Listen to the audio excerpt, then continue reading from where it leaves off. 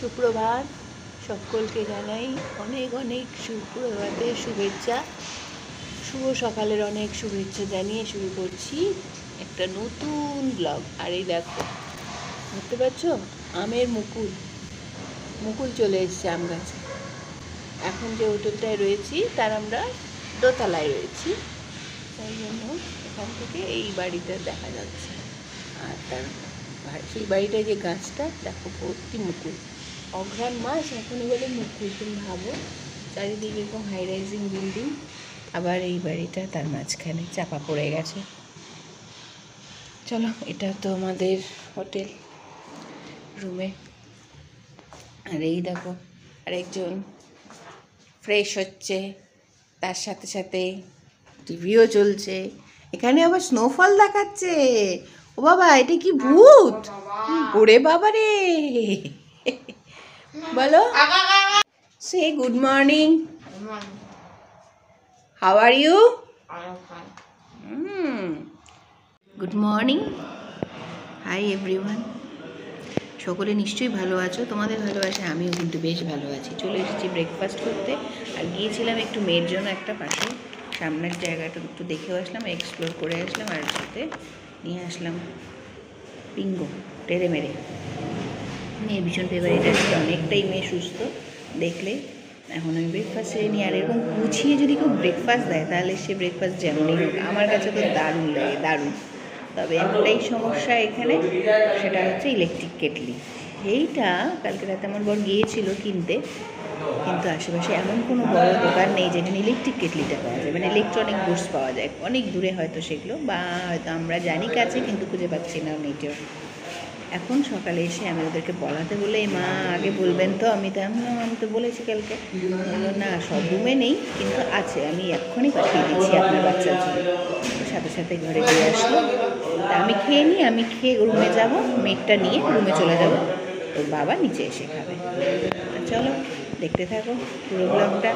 আশা করি আজকের ব্লগটাও তোমাদের ভালো লাগবে। তবে আজকে হ্যাপি সানডে আমাদের কাছেও কিছুটা কিন্তু হ্যাপি, কারণ মেয়ে সকালবেলা ঘুম থেকে উঠে আমাকে বললো, মা ব্যথাটা অনেকটা কমে গেছে, যেটা একটা মা বাবার কাছে অনেক অনেক হ্যাপি হওয়ার একটা জিনিস।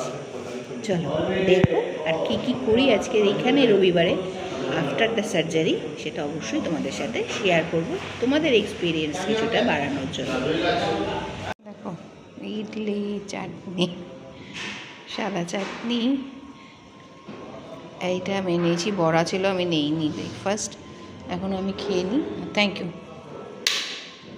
তারপরে ওর বাবা আসবে, আর মেটটা আমি ঘরেই নিয়ে যাব।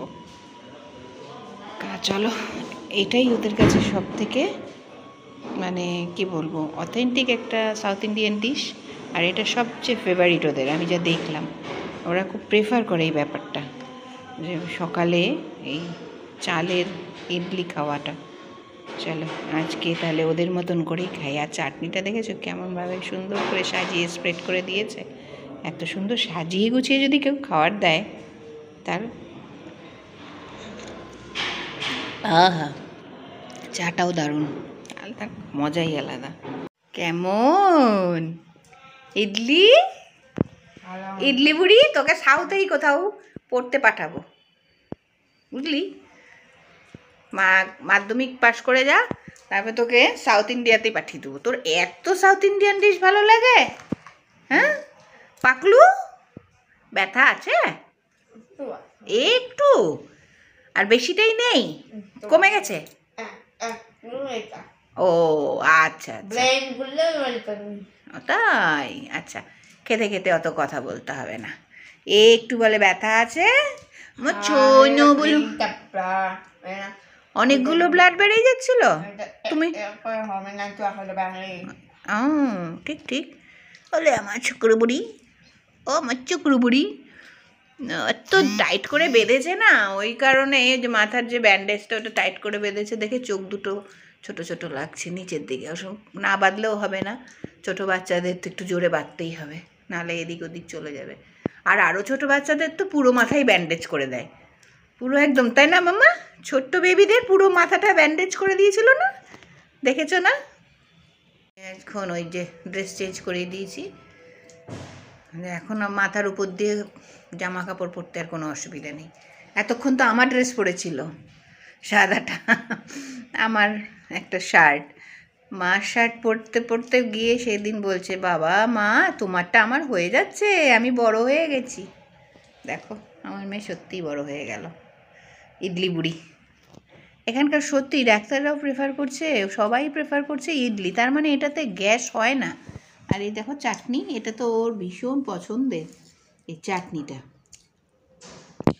সাদা চাটনিটা। আবার আজকে আমি যেটা খেলাম, আমি তো খেয়ে ওরটা নিয়ে আসলাম, এই লাল চাটনিটা, এটা কিন্তু মিষ্টি। এখানে যেটা আমি হোটেলে, হোটেল বলছি, হসপিটালে খেয়েছিলাম, সেটা একটু ঝাল ঝাল টক টক, আর এটা কিন্তু মিষ্টি পুরোপুরি। হা হা হা হা। তো চলো, ব্রেকফাস্টও হয়ে গেল, ওর বাবা চলে গেছে খেতে। ওরা বলছিল ঘরে দিয়ে আসি সবারটাই, বললাম না, দেখবে ঘরে বসে খেলে পরে ঘরগুলো কেমন একটা গন্ধ গন্ধ লাগে আমাদের। একটা ঘরের মধ্যেই তো সব কিছু, এই যে ধরো এই ঘরটা, এই রুমটার মধ্যেই সব কিছু, অনেক বড় রুম, তা হলেও ঘর তো একটাই। আর ওইটা তোমার টয়লেট, ওইদিকে একটা জানালা রয়েছে, ওই যে খুলে দিয়েছি আমি। এখন একটু রোদও আসছে, দেখো রোদ আসছে, টিভিও চলছে। অনেক বড় ঘর হলে এবার রুম তো একটাই, এয়ার পাস করতে হবে এই পাশে একটা জানলা। এবার এই পাশের জানলাটা আর আমি খুলছি না, মেয়ের যদি ঠান্ডা লেগে যায়, ওই জন্য এটা বন্ধ আছে। তা ঘরটাকে তো ফ্রেশ রাখতে হবে, আমরা একটুখানি পিটপিটে পাই আমার যেহেতু, সেই জন্য বললাম না, নিচে গিয়েই খেয়ে আসি। এবার ডিনারটা তো তোমাকে রাত্রেবেলায় ঠান্ডা লেগে যাবে মেয়ের, ঘরেই খাচ্ছি ওই জন্য। রাতে ডিনারটা আমরা ঘরেই খেয়েছি। কালকে ব্লগ এডিট করার পর আমার বর গিয়ে নিচ থেকে বিরিয়ানি নিয়ে এসেছিল, তা সেটা আজকের ব্লগে তোমাদের সাথে শেয়ার করলাম।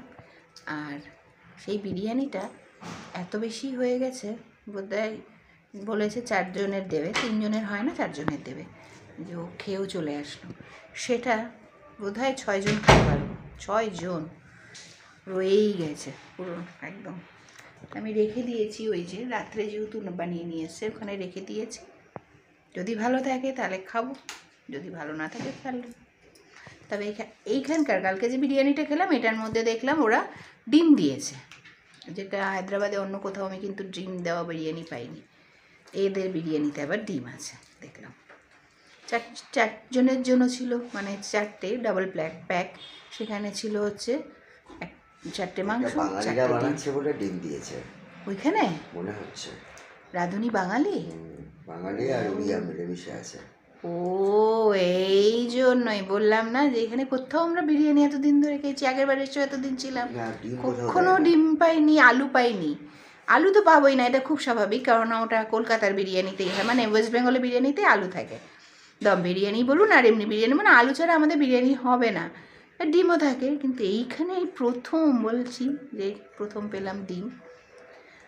তো চলো, তো 4টে ডিম, 3 জনের, কালকে রাতে 3টে খেয়েছি, একটা আছে, একটা এখন একে খাওয়াবো, কারণ ডিমটা সেদ্ধ, ফলে ওই ডিম সেদ্ধটা তো আর নষ্ট হবে না, ওটা ওকে এখন খাওয়াবো ব্রেকফাস্টে। এটা খেয়ে নিলেই ওটা খাওয়াবো, কারণ ডিম আর দুধ খুব প্রয়োজন। আর আমি এখন যেহেতু গিয়েছিলাম নিচে খেতে, একটু বাইরেটাও একটু ঘুরে আসলাম, বললাম এর জন্য কুরকুরে কিনলাম, ওখানে দেখে আসলাম দুধ বিক্রি হচ্ছে, ওটা ওখান থেকে কিনে নিয়ে এসে এখন দুধ খাওয়াবো কিছুক্ষণ পর। তো দুধ আর ডিম কলা, এই 3টে জিনিস তো সুষম পুষ্টি, এই 3টে জিনিস না খাওয়ালে হবে না। এই 4 দিন হয়ে গেল হসপিটালে যাওয়ার পর থেকে আর পটি করছে না।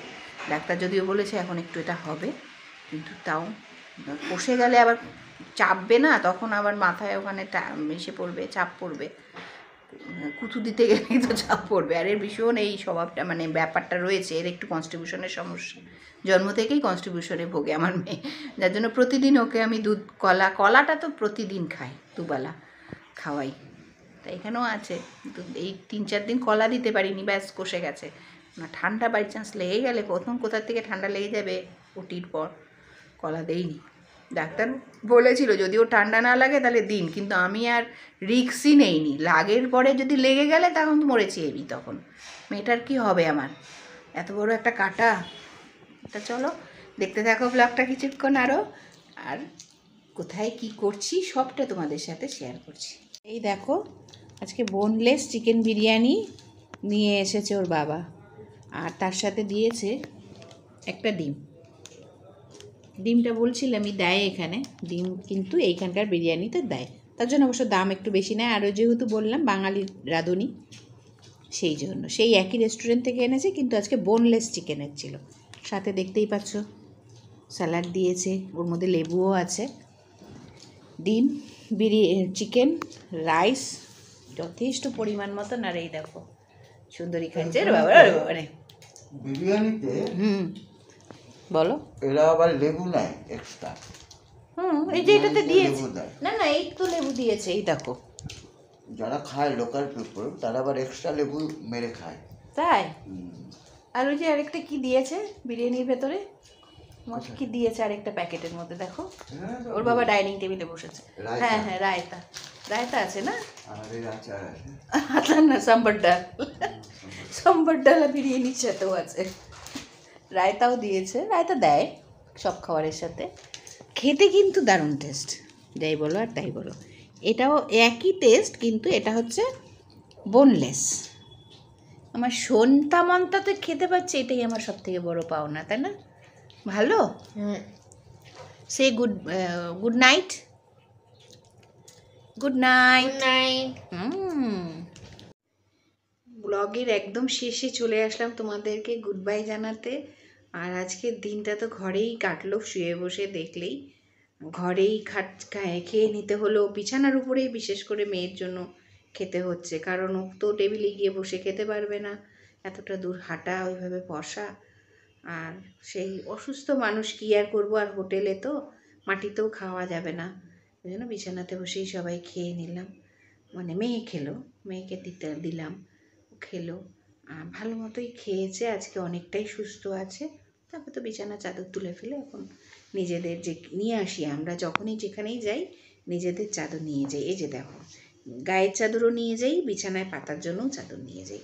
ওই যে পিতপিতে ভাই বললামই। কী হলো, কী হয়েছে? দেখো রেডি মোটামুটি, শোবে এখন। কি লাগবে মা? কি হয়েছে? বাবা আসুক, বাবা এখন ড্রয়িং নিয়ে বসবি এবার। ওই দেখো ড্রয়িং করতে বসে পড়েছে, দেখো এখন কোথায় শোবে তা না, দেখা করো। তা চলো, এখন খাওয়া দাওয়াও মিটে গেছে, একটু তাড়াতাড়ি শোবো। কালকে হসপিটালে একটু যাওয়ার ইচ্ছে রয়েছে, যদিও সকালে ডাক্তার কি বলে সেই বুঝেই যাব। আর আজকের ব্লগটা তোমাদের কেমন লাগলো? যদিও তোমাদের ভালো লাগার মতন ব্লগ তো আমি এভাবে তৈরি করতে পারছি না, ছোট্ট ছোট্ট কিছু ইনফরমেশন মেডিকেল সংক্রান্ত যেগুলো সেগুলো দিচ্ছি। যেমন 1 নম্বর, আজকে 4 নম্বর দিন ওঠির পরে আজকে আমি ওকে প্রথম গা স্পঞ্জ করিয়েছি, গরম জলের মধ্যে সুতির রুমাল ধুয়ে চিপে চিপে সেই গরম ভাব থাকা অবস্থা থেকে, মানে রুমালটা গরম থাকা অবস্থায় সেটা দিয়ে এখান থেকে পুরো শরীর মুছিয়েছি। জল দিয়ে কিন্তু স্নান করাইনি, মানে ঢেলে ঢেলে স্নান করাইনি, প্রথম কথা। ঠান্ডা লাগার একটা ভয়, এখানে যদিও অত গরম অত ঠান্ডা তো নেই, এখানে ফ্যান ছাড়তে হচ্ছে দুপুরবেলায়, তবুও আমি রিস্ক নিইনি। এটা 1 নম্বর। 2 নম্বর হচ্ছে ভীষণ ফ্রেশ রাখতে হবে, যেমন আমি ওয়াইপস দিয়ে আমি মুছে নিচ্ছি, তোমাদের যেভাবে সুবিধা তোমরা সেভাবে করবে। দিনে 2 বার করে আমি ওয়াইপ ইউজ করছি, সব সব প্রাইভেট পার্সগুলো সব জায়গাতেই তোমরা সেগুলো ইউজ করবে। আর 3 নম্বর হচ্ছে ওষুধটা সময় মতো দিতে হবে। আর 4 নম্বর হচ্ছে দুধ, ডিম, এই দুটো জিনিস অবশ্যই এই ধরনের পেশেন্টকে, যাদের ওটি হয়েছে তাদেরকে দেওয়ার চেষ্টা করবে দিনের মধ্যে বেশ খানিকটা পরিমাণে। আর 5 নম্বর সাফিসিয়েন্ট ঘুম। আর তার সাথে সাথে লাস্ট নট দ্য লিস্ট, সেটা হচ্ছে বাচ্চার পজিটিভিটি বাড়াতে হবে। তুমি নিজেও স্ট্রং থাকবে এবং বাচ্চাকেও স্ট্রং করবে। যেমন আমি দ্বিতীয় দিন থেকে, মানে 24 ঘন্টা হওয়া আগের থেকেই কিন্তু আমি টয়লেটে নিয়ে গিয়ে ওকে টয়লেট করাচ্ছি, ক্যাথিটার লাগানো। তাহলে তো আমার সেটা দরকার ছিল না, কিন্তু আমি ক্যাথিটারটা ওদের আগেই খুলে দিতে বলেছি। আমি বললাম ও টয়লেটে গিয়েই টয়লেট করবে। হ্যাঁ, আমি ধরে ধরে ধরে ধরে নিয়ে গেছি, কারণ জাস্ট কিছুক্ষণ আগে ওটি হয়েছে, মানে জ্ঞান ফিরেছে, 24 ঘন্টাও হয়নি, পড়ে যায় যদি, ওই ভয়টা অবশ্যই থাকবে। কিন্তু তুমি সাথে থাকবে, কিন্তু পজিটিভিটি বাড়াতে হবে, স্ট্রং করতে হবে, মানসিক শক্তি বাড়াতে হবে নিজের এবং বাচ্চার। এই ছোট্ট ছোট্ট কিছু কথা তোমাদের সাথে বলার। আরেকটা জিনিস অবশ্যই ওয়াচ করতে হবে বাচ্চাকে, বাচ্চা কী কী তোমার অস্বাভাবিক মনে হচ্ছে সেগুলো অবশ্যই ওয়াচ করতে হবে। তা চলো, আজকের ব্লগটা এখানে শেষ করছি। সকলে ভালো থেকো, সুস্থ থেকো। দেখা হচ্ছে নতুন আরেকটি ব্লগে তোমাদের সকলের সাথে। ততক্ষণের জন্য সকলকে জানাই শুভরাত্রি।